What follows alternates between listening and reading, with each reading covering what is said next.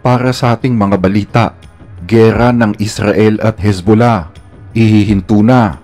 US President Joe Biden bibigyan na ng nuclear weapon ang bansang Ukraine. Bansang Russia, umalma. Pero bago natin umpisahan ang ating mga balita, mangyari po lamang na i-like ang video ito para sa patuloy na paghahatid natin ng ating mga updates mula sa loob at labas ng bansa. Malaking tulong po ang inyong like para sa aming mga content creator. Maraming salamat po mga kababayan.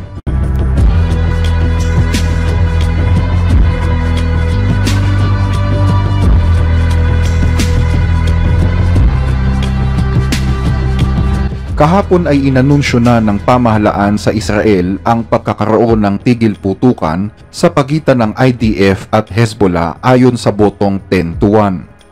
Bagay na kinumpirma din ng tanggapan ng punong ministro. Ayon kay US President Joe Biden, magiging epektibo ang nakaschedule na tigil putukan eksaktong alas 4 ng hapon, araw ng Miyerkules, oras sa Amerika. Ang kasunduan ng ceasefire ang magbibigay ng mga agenda para maibalik ang katahimikan sa bansa. Parehong magtutulungan umano ang bansang France at Estados Unidos upang matiyak na ganap na maipatutupad ang tigil putukan. Ayon yan sa isang pinagsamang pahayag ni Pangulong Joe Biden ng Estados Unidos at Pangulong Emmanuel Macron ng France. Isinapinal ang usapan ng ceasefire ilang araw matapos ang mahigpit na negosasyon kung saan iginigiit ng Israel na alisin ang bansang France bilang tagapamagitan ng seguridad para sa Lebanon dahil yan sa kasalukuyang diplomatic tension sa pagitan ng France at Israel. Ang kasunduang ito ay dumaan sa Defense Cabinet at sa lahat ng departamento ng gobyerno bago tuluyang maaprobahan. Ipinaalam din ni Netanyahu ang tigil putukan sa mga pinuno ng lokal na pamahalaan sa Norte. Pero marami sa mga taga-Norte ang nagpahayag ng galit dahil hindi ginagarantiyan ng kasunduang ito na agad silang makakabalik sa kanilang mga tirahan. Hiniling ng mga miyembro ng Foreign Affairs and Defense Committee kay Defense Minister Israel Katz na ipresenta sa kanila ang mga probisyon ng kasunduan bago ito humantong sa final approval. Sinabi ng isang opisyal ng pamahalaan na ang nasabing ceasefire ay hindi nangangahulugan umano ng katapusan ng gera. Pananatilihin pa rin anya ng Israel ang karapatan nitong gumanti laban sa anumang banta sa kanilang seguridad. Dagdag pa ng source na ang pagputol sa koneksyon ng mga taga-Gaza at ng Hezbollah ay makakatulong din upang ma-isolate ang grupong Hamas. Wala rin umanong magiging buffer zone sa Timog Lebanon batay sa kasunduan. Ang buffer zone ay lugar na itinatalaga bilang neutral o walang militar upang magsilbing harang sa pagitan ng dalawang magkatunggaling panig o bansa.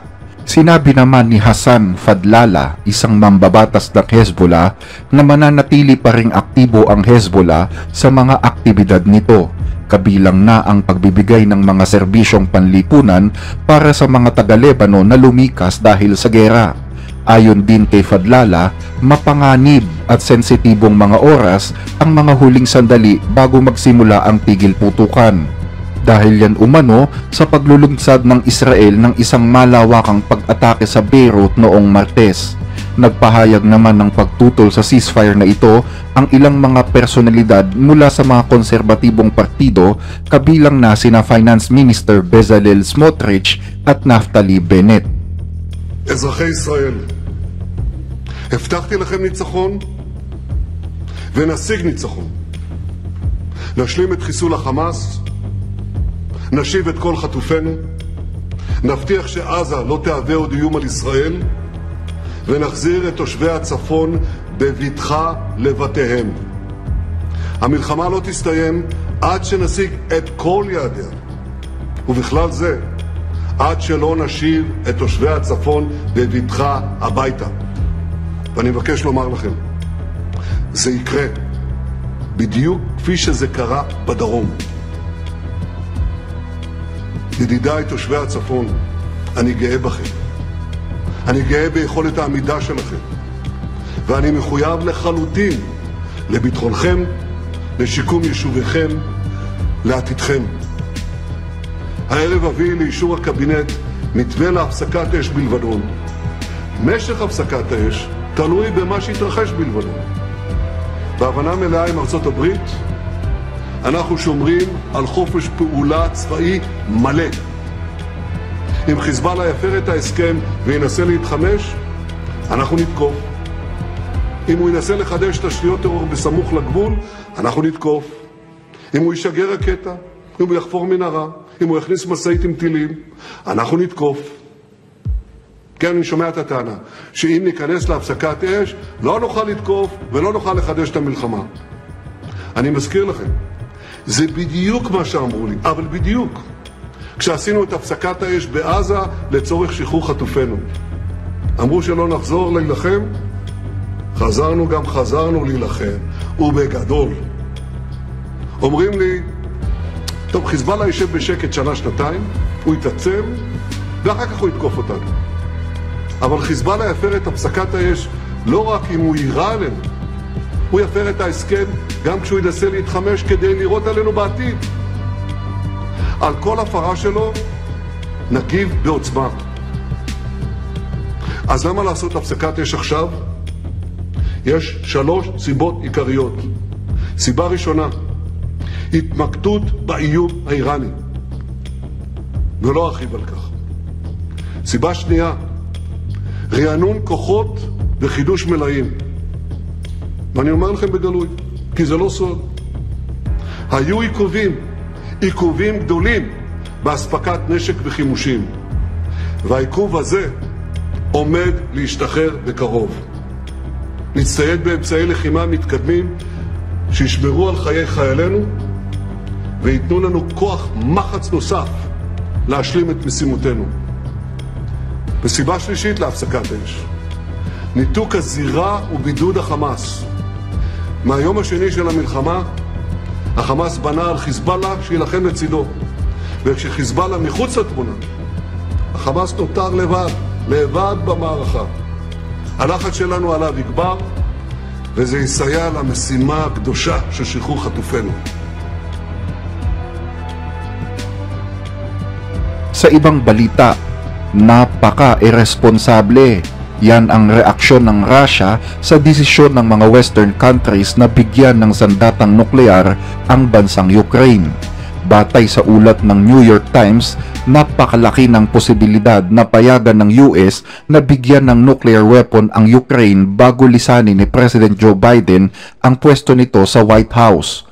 Ayon sa mga source, may ilang mga opisyal na nagsasabi na pwedeng ibalik ang mga sandatang nuklear dito dahil binawi lamang ito sa kanila noong bumagsak ang Soviet Union. Kung maibabalik ang nuclear weapon sa Ukraine, magsisilbi ito anyang malaking panakot laban sa mga nagbabanta sa kanilang bansa. Matatandaan na minana ng Ukraine ang mga sandatang nuklear mula sa Unyong Soviet matapos ang pagbagsak nito noong 1991. Ngunit iniwasan nila ang armas na ito sa ilalim ng isang kasunduang nilagdaan noong 1994, ang Budapest Memorandum, kung saan ang pagkawala ng nuclear weapon ay papalitan ng proteksyon mula sa Russia, Estados Unidos at Gran Bretanya. Gayunman, kung ibabalik naman ito sa Ukraine, aminado sila na posibleng maging komplikado at magkaroon ng mga seryosong implikasyon ang mga hakbang na ito. Ayon naman kay Zelensky, dahil sa pagkawala ng sandatang nuklear sa Ukraine, ang pagsali sa NATO na lamang ang tanging nakikita ng bansa na paraan para hadlangan ang Russia sa masasamang balak nito laban sa kanilang kalayaan. Ayon naman kay Russian spokesperson Dmitry Peskov, ang mga pahayag na ibabalik ang nuclear sa Ukraine ay mga irresponsableng salita mula sa mga taong may mahinang pangunawa sa realidad at walang kinikilalang responsibilidad. Sinabi din ni Dmitry Medvedev, kasalukuyang pinuno ng Russian Security Agency, na kung magbibigay ang kanluran ng mga sandatang nuklear sa Ukraine, maaari nilang ituring ang ganitong hakbang bilang direktang pag-atake sa Russia at maaaring maging dahilan upang magkaroon ng nuclear war. Ang 33 buwang digmaan sa pagitan ng Russia at Ukraine ay nakaranas ng mga eskalasyon buhat sa magkabilang panig, lalo na noong nakaraang linggo. Yan ay matapos pakawalan ng Ukraine ang mga missiles ng Estados Unidos at Britanya sa Russia sa kauna-unahang pagkakataon, mga pangyayari na may pahintulot mismo mula sa kanluran. Bilang tugon naman, inilungsad ng Moscow ang isang bagong-bagong hypersonic intermediate range missile patungo sa Ukraine. Dagdag pa ni Peskov, dapat umanong makinig ng mabuti ang mga Western countries sa sinasabi ni Putin at basahin ang mga updates sa kanilang nuclear doctrine na nagsasaad na pinadali nito ang pagkakaroon ng gerang nuklear.